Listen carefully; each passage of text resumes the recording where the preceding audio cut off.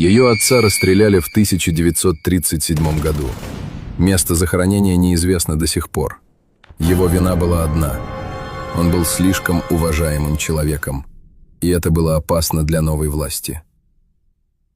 Батаев Хасан Бунхоевич, правая рука революционера Арцханова Хызыра.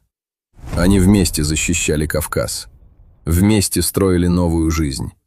Когда начался голод, Хасан запустил спиртзавод.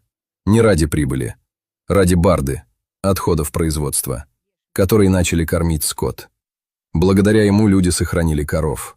Было молоко, были молочные продукты, все села вокруг пережили голод легче. Но в ноябре 1937 года пришли донос, арест, тройка НКВД, приговор, расстрел. Исполнен 22 декабря. В деле написали: пользуется колоссальным авторитетом среди населения, опасен, представляет угрозу новой власти.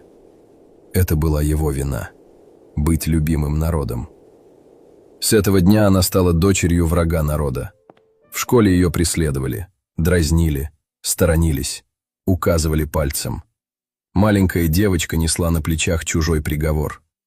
Его дочери Зайде было всего 8 лет. Обычное утро. Дети играли во дворе, и вдруг жуткий крик. Ее брат горел, как факел. Зайда схватила младшую сестру, забилась в угол под стол и видела все. Эти крики, этот огонь, эту боль.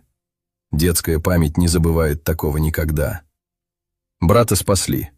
Помогли Орджоникидзе и Киров, соратники отца. Мальчика отвезли в Москву. Лечили страшные ожоги. Он выжил, но остался инвалидом на всю жизнь. Рубцы на теле, на лице, на руках и ногах. Каждую непогоду боль. Но он никогда не жаловался. Женился, вырастил детей. Честных, трудолюбивых, образованных.